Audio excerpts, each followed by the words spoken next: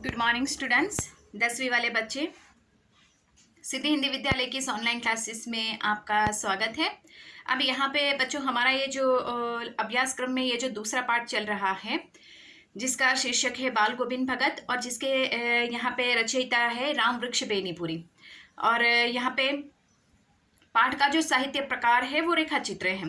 अब यहाँ पे हमारे पाठ की शुरुआत हो चुकी है, थोड़ा सा रिवीजन कर लेते हैं। तो रिवीजन में हमने देखा कि यहाँ पे बाल गोविंद भगत की उनके जिस प्रकार से वेशभूषा है उसका वर्णन किया गया है, वो किस प्रकार से मौजिले इंसान अर्थात यहाँ पे साधु संत जैसे दिखाई देने वाले इंसान, लेकिन फिर भी वो साधु संत नहीं है और वह उनकी घर गृहस्थी है, बेटा है, बहू है, जो खेती बाड़ी करते हैं, उसके साथ साथ उनका जो जीवन है वो कैसे यापन करते हैं उसके बारे में भी हमने देखा। वो कबीरपंथी मतलब उनकी वेशभूषाएं है कबीरपंथी, उन्होंने टोपी धारण करके रखी है, काली कमली वो ओढ़ के रखते हैं और कबीर के दोहे गाते रहते हैं। सुबह के समय और शाम के वक्त वो खंजरी बजाते हुए लोगों को इकट्ठा करके यहाँ पे वो ये गीत गाते हैं और इसके साथ वो मनोरंजन करते हैं।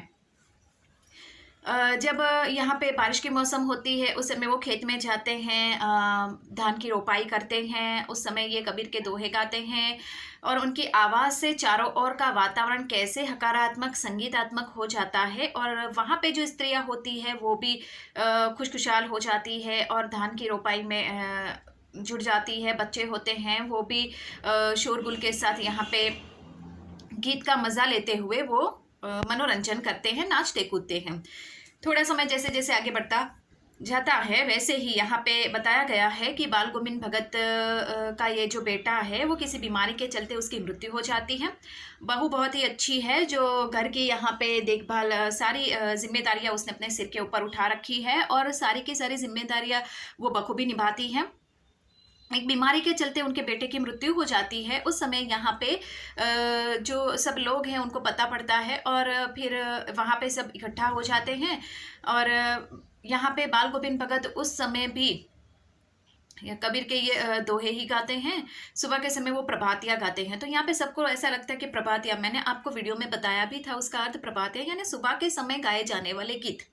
ठीक है, ये ज़्यादातर ये जो गीत होते हैं ये गीत यहाँ पे सुबह के समय गाते हैं और इन गीतों का ये जो प्रभातिया होते हैं प्रभातिया, तो ये ज़्यादातर अधिकतर लोग जो होते हैं ये कार्तिक मास से लेकर फागुन तक ये गीत गाए जाते हैं। प्रभातिया कार्तिक मास से लेकर फागुन तक ये प्रभातिया गाए जाते हैं। तो इस प्रकार से जो बाल गोविंद भगत है अपने जीवन को बिताते थे। अब यहाँ से थोड़ा और आगे बढ़ते हैं। उन्होंने अपने जो बहू है, बहू के हाथों ही अपने मतलब बेटे को मुखाग्नि दिलाई, यहाँ तक करीबन हमने देखा था। अब थोड़ा और आगे बढ़ते हैं तो उसमें देखते हैं कि कौन कौन सी ये बातें हैं। बेटे के क्रिया कर्म में तूल नहीं किया, पोतहू से ही आग दिलाई उनकी, किंतु ज्यों ही श्राद्ध की अवधि पूरी हो गई, पोतहू के भाई को बुलाकर उसके साथ कर दिया, यह आदेश देते हुए कि उनकी दूसरी शादी कर देना। इधर पोतहू रो रो कर कहती, मैं चली जाऊंगी तो बुढ़ापे में कौन उनके लिए भोजन बनाएगा, बीमार पड़े तो कौन एक चुल्लू पानी भी देगा। मैं पैर पड़ती हूँ, मुझे अपने चरणों से अलग नहीं कीजिए। लेकिन भगत का निर्णय अटल था, तू जा, नहीं तो मैं ही इस घर छोड़कर चला जाऊंगा। यह थी उनकी आखिरी दलील और इस दलील के आगे बिचारी की क्या चलती। अब यहाँ पे होता है ऐसा कि ये जो बहू है, ये बहू के द्वारा उन्होंने अपने बेटे को मुखाग्नि दिलाई और इसी के साथ साथ उन्होंने जैसे ही श्राद्ध की ये जो अवधि है विधि पूरी हो जाती है, उसके बाद उन्होंने यहाँ पे बहू है उसके भाई को बुलाकर आदेश दिया कि वो उसको ले जाए और उसकी दूसरी शादी कर दे ताकि वो अपने जीवन में आगे बढ़े। लेकिन यहाँ पे होता है ऐसा कि बहू जो होती है वो बाल गोविंद भगत के आदेश का वो इनकार कर देती है और स्पष्ट रूप से कहती है कि अगर मैं चली जाऊंगी तो आपको आपकी सेवा कौन करेगा, आपके बुढ़ापे को कौन संभालेगा, आपको चुल्लू भर पानी अर्थात आपके जीवन यापन की व्यवस्था कौन करेगा। वो जाना नहीं चाहती थी, लेकिन यहाँ पे बाल गोविंद भगत का फैसला अटल था। इसके लिए उनके बहू को जाना पड़ा।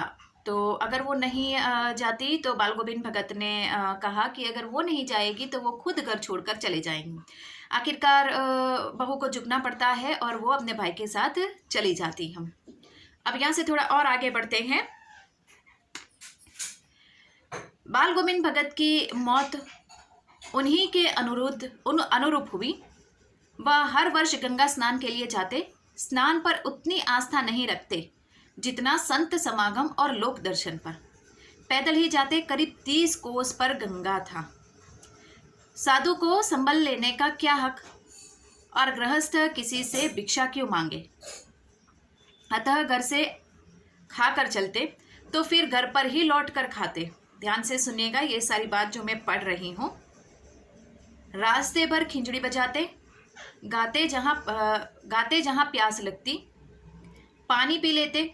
4-5 दिन आने जाने में लगते, किंतु इस लंबे उपवास में ही वही मस्ती। अब बुढ़ापा आ गया था, किंतु टेक वही जवानी वाली। इस बार लौटे तो तबीयत कुछ सुस्त थी। खाने पीने के बाद भी तबीयत नहीं सुधरी। थोड़ा बुखार आने लगा, किंतु नेम व्रत तो छोड़ने वाले नहीं थे। नेम व्रत यानी नेम यानी नियम। वही दोनों जुन यानी पुराना, वही पुराना गीत, स्नान ध्याय, खेती बाड़ी देखना। दिन दिन छिजने लगे। लोगों ने नहाने धोने से मना किया, आराम करने को कहा, किंतु हंसकर टाल देते थे। उस दिन भी संध्या का गीत गाया, किंतु मालूम होता जैसा तागा टूट गया हो। माला का एक एक दाना बिखरा हुआ। भोर में लोगों ने गीत नहीं सुना। जाकर देखा तो बाल गोविंद भगत नहीं रहे, सिर्फ उनका पंजर रहा। पंजर यानी शरीर। अब यहाँ पे ये जो परिच्छेद मैंने पढ़ा उसमें यहाँ पे स्पष्ट बताया गया है कि जो बाल गोविंद भगत है, ये बाल गोविंद भगत उनकी बहू चली जाती है। तो बहू चले जाने के बाद वो क्या करते हैं कि हर साल वो गंगा स्नान के लिए जाते हैं।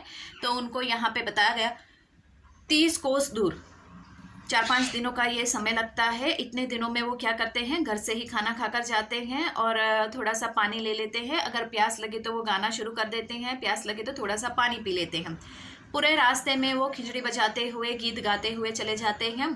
पहले की बात अलग थी, क्योंकि तब उस समय उनका शरीर और उनमें एक जवानी थी तो वो कर पाते थे। लेकिन अब बुढ़ापा आ गया है तो थोड़ा इतनी लंबी पैदल यात्रा करना बहुत ही मुसीबत वाला हो जाता है।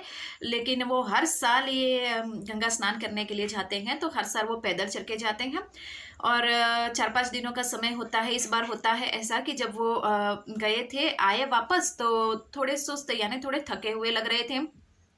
हर रोज़ की तरह वो गीत गाते, खेती बाड़ी संभालते, वही पुराने गीत, वही स्नान ध्याय यानी स्नान करने के बाद जो अध्याय करते हैं वो दोहे गाते हैं, अर्थात गीत गाते हैं, संगीत, खिंजड़ी बजाना।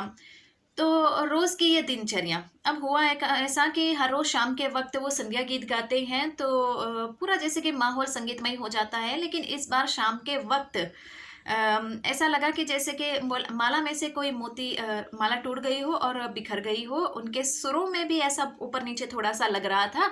ऐसा कौन कहता है, गांव के लोग, कि एक समय मतलब जब वो यात्रा करके आते हैं तो यात्रा करके आने के बाद उसी दिन शाम को जब वो गीत गाने के लिए बैठते हैं थोड़े दिन के बाद, तो वहाँ पे उनकी स्थिति, उनके सुर, उनके जो सुर के शब्द, उनके संगीत में किसी चीज़ की कमी थी ऐसा प्रतीत हो रहा था। अब यहाँ पे फिर भी लोगों को लगा कि होगा ऐसा, वो थके हुए हैं इसके लिए। लेकिन जैसे ही सुबह होती है तो सुबह के समय यहाँ पे बाल गोविंद भगत का सुर नहीं सुनाई देते, उनका संगीत, उनकी खिंजड़ी की आवाज़ नहीं सुनाई देती। और आखिरकार लोगों को ऐसा लगा कि जाकर देखना चाहिए। तो उन्होंने जाकर देखा तो बाल गोविंद भगत तो मतलब थे, लेकिन वहाँ पे उनका शरीर पड़ा हुआ था, मतलब शरीर से आत्मा निकल गई थी। तो यहाँ पे बच्चों ये पाठ खत्म हो जाता है। लेकिन इसके साथ साथ यहाँ पे बाल गोविंद भगत का पात्र हमें बहुत कुछ सिखा जाता है कि एक सरल से जीवन में, एक सात्विक जीवन में हम कैसे रह सकते हैं। और कभी कभी ज़रूरत पड़े तो हम अपने खुद के जीवन के अनुरूप अगर कोई नियम ऐसे लगे हमें अपने लिए बनाने चाहिए, या ईश्वर भक्ति। अब संसार में मनुष्य का जीवन एक बार मिला है हमें, तो इस एक मनुष्य के अवतार में हमें जितने भी अच्छे कर्म करने को मिले कर लेने चाहिए। ज़रूरी नहीं होता है कि जो इंसान जिस रूप में होता है वैसा ही वो दिखे। जैसे कि बताया गया कि वो साधु के कपड़े उन्होंने पहने हुए थे, तो वो साधु का जीवन वो नहीं जीते थे, साधु के साथ साथ वो अपना गृहस्थ जीवन भी उनका था। तो ये बात यहाँ पे, और उनके जीवन के जो आदर्श हैं वो भी हमें बहुत कुछ सिखाते हैं कि ये बिना पूछे किसी की वस्तुएं ना लेना, और इसके साथ साथ जीवन यापन करने के लिए हमें मेहनत करते रहना, ईश्वर भक्ति में अपना समय बिताना। ये सारी बातें हमें ये बाल गोविंद भगत के पात्र के द्वारा मालूम पड़ती है। अब बच्चों यहाँ पे हमारा ये जो पाठ है, ये पाठ यहाँ पे ख़त्म होता है। तो इसके बाद वाले वीडियो में हम उसके प्रश्नोत्तर की चर्चा करेंगे। ठीक है, थैंक यू।